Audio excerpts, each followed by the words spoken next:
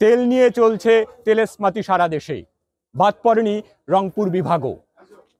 পাড়া মহল্লা থেকে শুরু করে শহরের বড় বড় দোকানগুলোতেও চলছে তেলের জন্য এ যেন হাহাকার। ভোজ্য তেলের বিশাল বাজারটির নিয়ন্ত্রণকর্তা হাতে গোনা 4-5টি শিল্পগোষ্ঠী।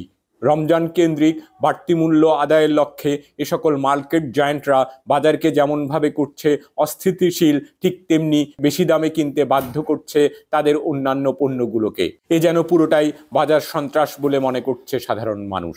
20 থেকে 25 দিন আগে তেল কিনছিলাম 5 লিটার 850 টাকা দিয়ে। আমার তেল শেষ হয়ে আজকে তেল কেনার জন্য আসছি, কিন্তু 920 টাকা 5 লিটারতে তেল আর কি আমার কাছে একটু বেশি মনে হচ্ছে।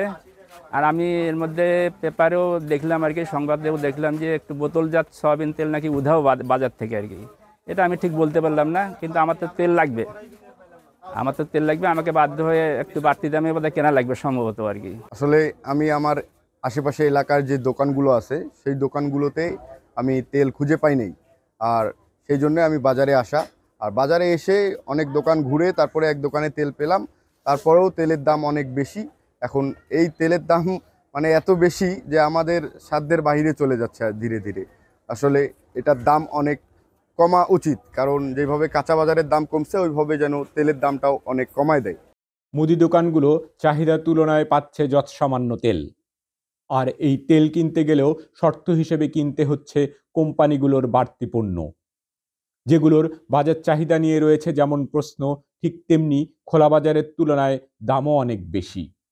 আমি এই দোকান থেকে মনে করেন পাইকারি মাল নেই, নিয়ে খুচরা বিক্রি করি, কিন্তু বর্তমান মালের দাম অনেক বেশি, যার কারণে ব্যবসা করতে আমার হচ্ছে না, ব্যবসা করতে বেনিফিটও আসতেছে না, তেলও পাওয়া যাচ্ছে না, সয়াবিন তেলটা বিশেষ করে সয়াবিন তেলটা পাওয়া যাচ্ছে না।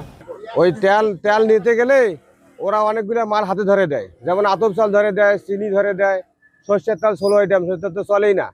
ওই আর 1 কার্টুন তেলের সঙ্গে এলে মাল নিতে হবে। ওইলে মাল নিতে গেলে আমাদের 1 লিটার তেল 200 টাকা প্রায় পড়ে যায়। ওগুলো তো 16 আইটেম গুদামে পড়ে থাকে, বিক্রিতেও হয় না। তেল আমাদের যদি 50 কার্টুন দরকার হয়, মাত্র 1 কার্টুন তেল দেয়। এটা আমাদের নিজস্ব লোকদেরকে দেবো না বাড়তি লোককে দেবো? আর ওরা যখন তেলের রেট দেখে, তেলের রেট বাড়তি টাকা চাইলে ওদের সাথে ঝগড়া লাগে। আমরা তেল চাইতে গেলে আমাদের সাথে তেলের সঙ্গে আমাদের চাল নিতে হয়, লবণ নিতে হয়, তারপরে হলুদ মরিচ নিতে হয়, যেগুলা প্রোডাক্ট আমার চলো। কারণ তেল নেব 12 পিস তেল তো 1 ঘন্টায় বিক্রি হয়ে যাবে, এখন চাহিদার বাজার। কিন্তু বাকি প্রোডাক্টগুলো তো আমার লসের প্রোডাক্ট, এগুলো তো পড়ে থাকে। একটা তেলে লাভ হয় 2 টাকা, আর আমার বাকি প্রোডাক্ট পড়ে থাকে 1000 টাকার। এখন প্রতিটা ডিস্ট্রিবিউটারে এমন কন্ডিশনে আমাদেরকে মাল দিচ্ছে। আমাদের মূলত ভোজ্য তেলের ডেলিভারি একটু ক্রাইসিস, মিল কর্তৃপক্ষ থেকে একটু আমরা সাপ্লাই ঠিক মতো পাচ্ছি না, যার কারণে বাংলাদেশের সবখানে একটু সয়াবিন তেলে ভোজ্য তেলের খোলা বলেন আর জার্কিনগুলো, এটা একটু ক্রাইসিস। এটা যদি কোম্পানি কর্তৃপক্ষ সবাই যদি একটু হয়, তাহলে আমার মনে হয় যে এটা প্রবলেমটা কেটে যাবে ইনশাল্লাহ। ইনম ও Shahriar, senior staff reporter, Bangla FM।